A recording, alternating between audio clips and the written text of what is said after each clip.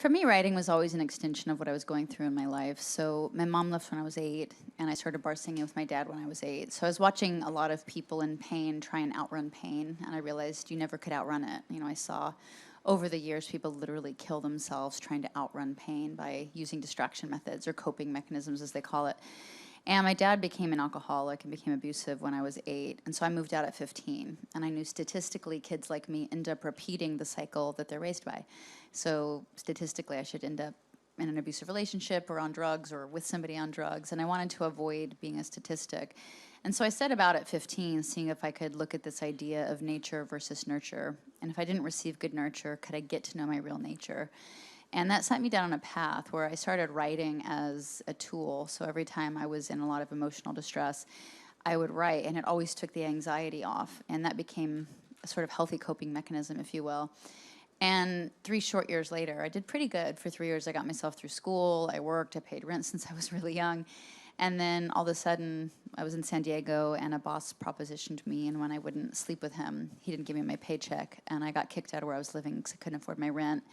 And then the car I was living in got stolen, and that's how I ended up homeless. And I really doubled down on my shoplifting, which started with carrots, which must be the gateway vegetable, because one day it led to a sundress. There was a dress in a window, and I coveted it. And I went to the dressing room, and I was trying to steal it, and I saw my reflection in the mirror, and I was like, I'm a statistic. I was having panic attacks, and I was stealing, and I was going to end up in jail or dead in short order, and I decided to redouble my efforts of this nature versus nurture and look if I could rewire my brain and teach myself a new emotional language.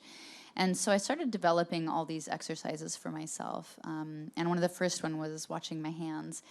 I had remembered this quote that Buddha had said, that happiness doesn't depend on who you are or what you have, it depends on what you think. And that's all I had left were my thoughts, so I was like, let's start there. But I couldn't figure out what my thoughts were in real time, and anybody that's had a lot of anxiety, your mind is just manic and it's running all over the place. And so I decided to watch my hands because they're the servants of your thought. So if you want to know what you're thinking, watch your hands because it's your thoughts slowed down into action. And so I just started watching my hands, and that actually was the beginning of one of my first mindfulness exercises. That word wasn't around in that day, you know, mindfulness wasn't a thing. But I developed little exercises like that now I'm sharing on my website, jewelneverbroken.com. But that was where a lot of my writing came from. So my song Hands, that ended up becoming a hit several years later, was about that exercise, that mindfulness exercise, and trying to get myself to stop shoplifting. Who Will Save Your Soul was just about watching pop culture in America. I wrote that when I was 16, and just about hero worship and the idea of why are we asking other people to save us when we're not behaving in a way that is in accordance to our values, and asking myself questions like, what are my values and how do I live those values? And that continues to be why I write and how I write. And so my new album, Picking Up the Pieces, is a folk record.